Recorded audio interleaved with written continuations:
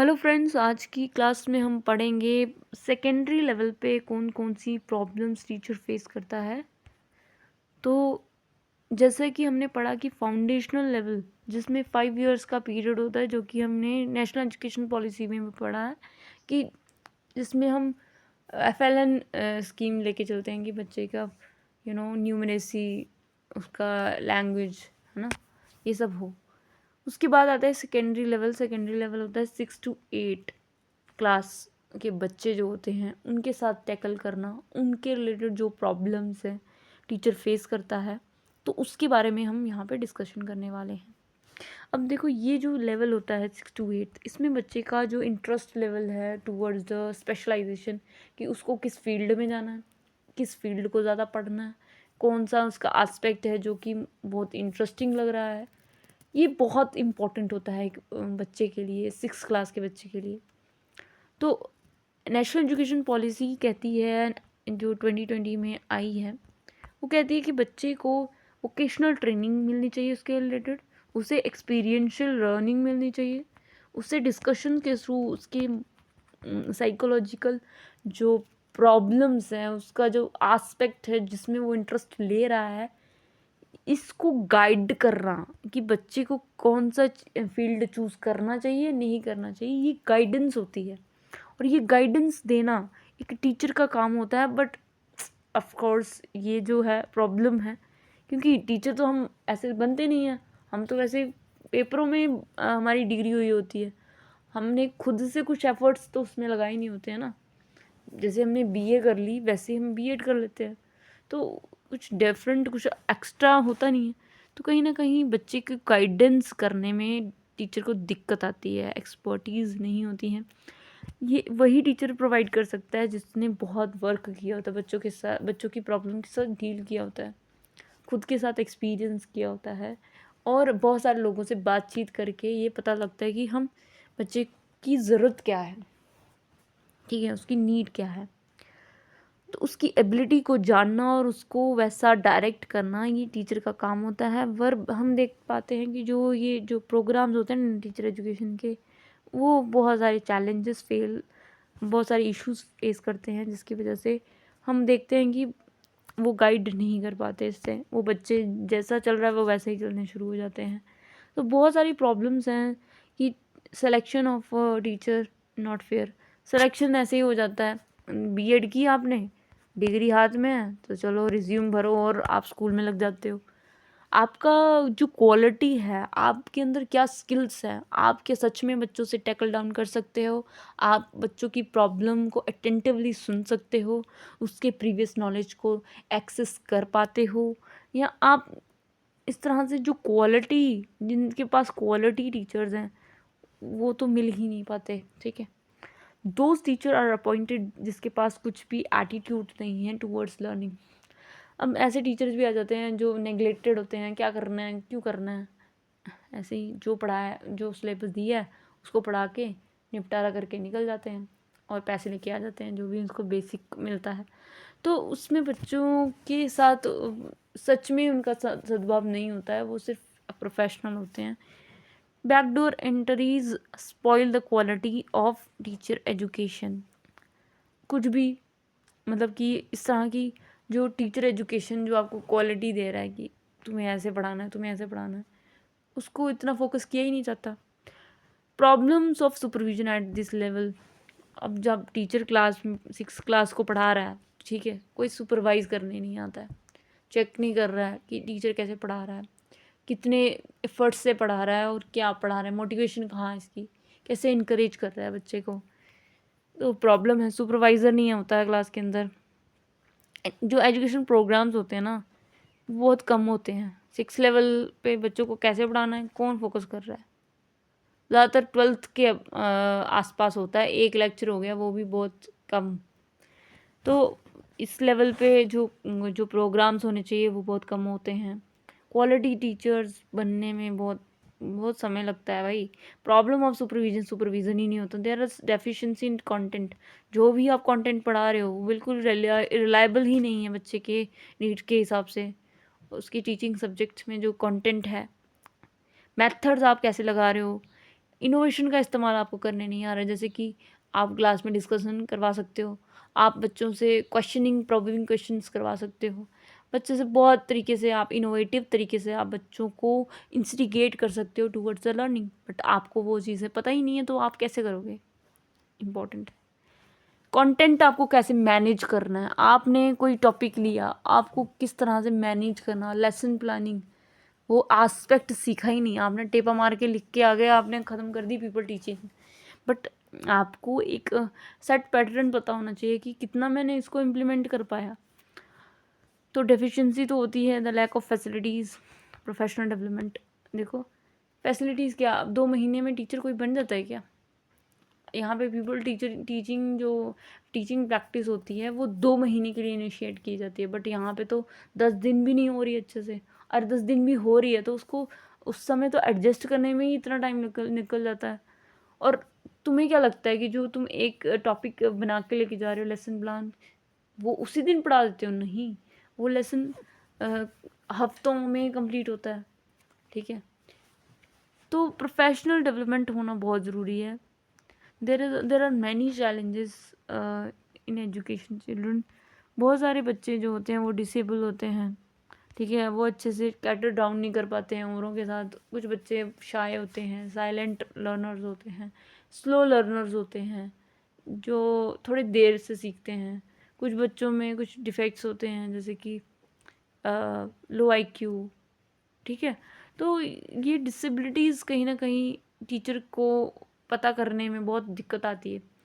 Teacher इतने ज़्यादा बच्चे होते हैं तो बच्चा टीचर की अटेंशन हर एक बच्चे पे नहीं जाती, तो नेगेटिव एटीट्यूड होता है कि मुझे क्यों करना है, मैं क्यों करूँ इतने बच्चों को, क्या ज़रूरत है, पास ही तो करना है, 6 to 9th में बच्चों को पास कर दूंगा। दैट नेगेटिव एटीट्यूड होता है।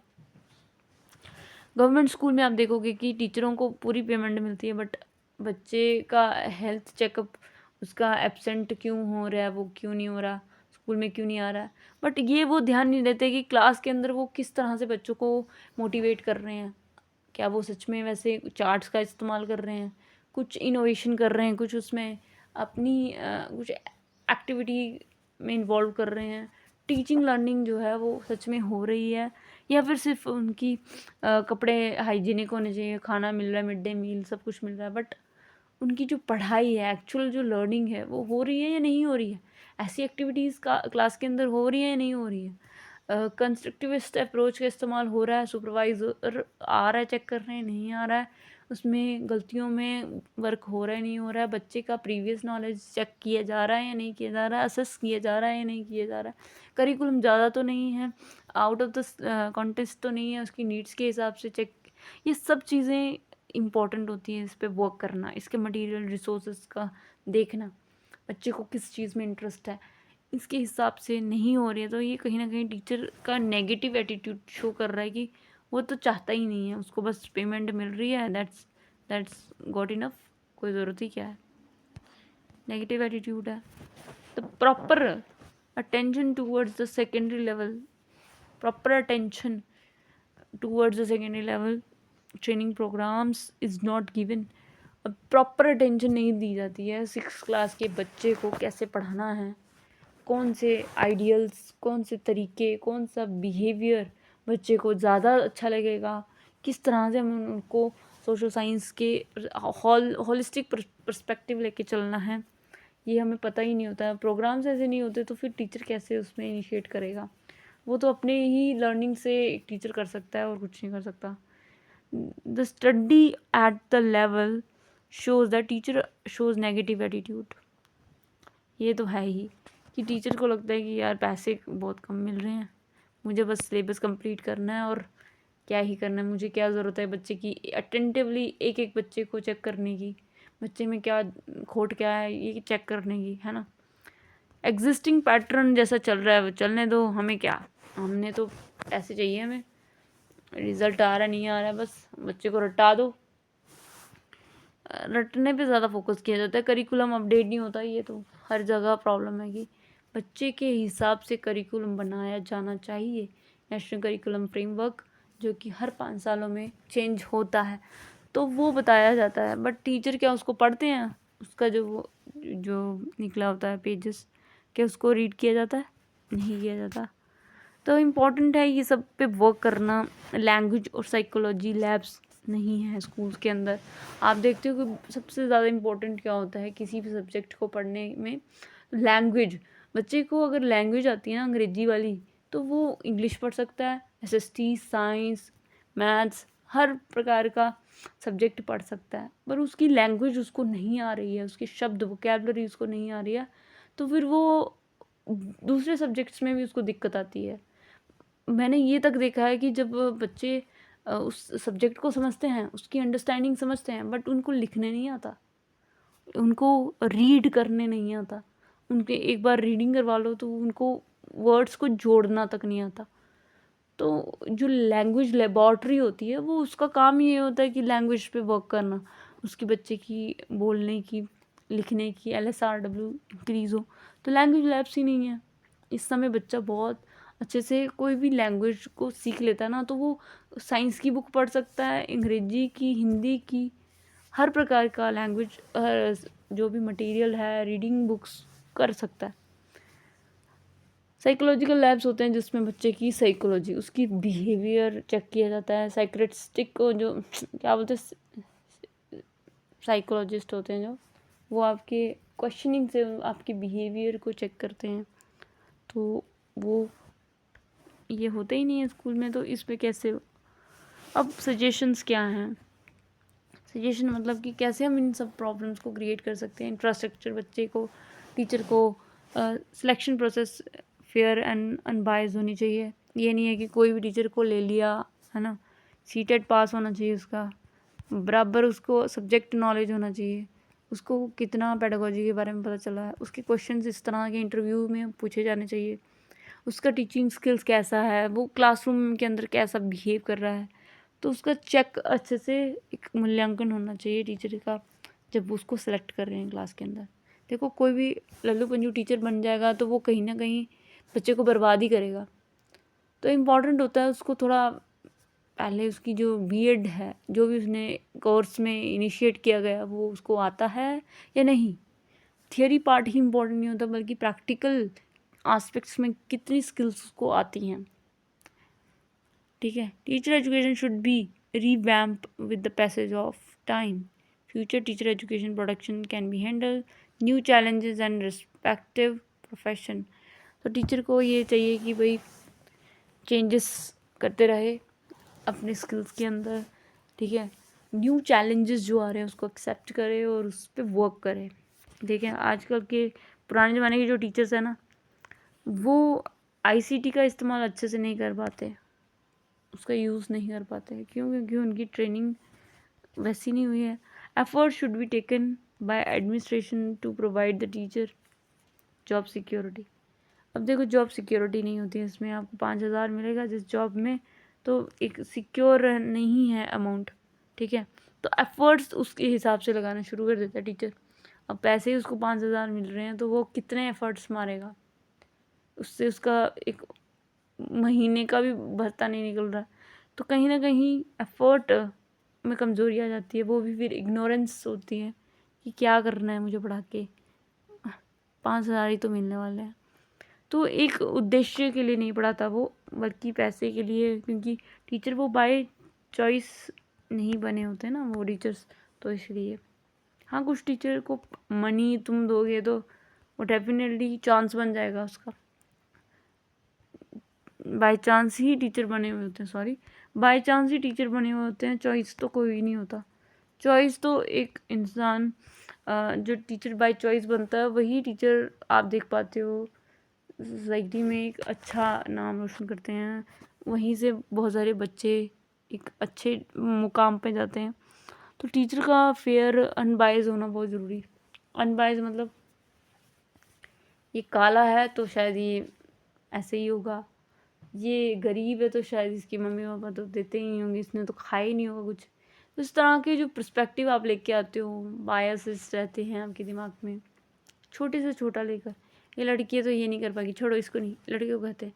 तो टीचर का ये अंदर से ये दिमाग वो भरा हुआ है उसका, सोसाइटी के दिया हुआ, तो वो अगर ऐसे पढ़ाना चाहेगा तो वो कैसे सिलेक्शन प्रोसेस ये होनी चाहिए कि कैसे कि अगर कोई सिचुएशन दी जाए टीचर को कि अगर आपके सामने ये बच्चा आ जाए और ये बच्चा आ जाए तो आप क्या सिलेक्शन करोगे।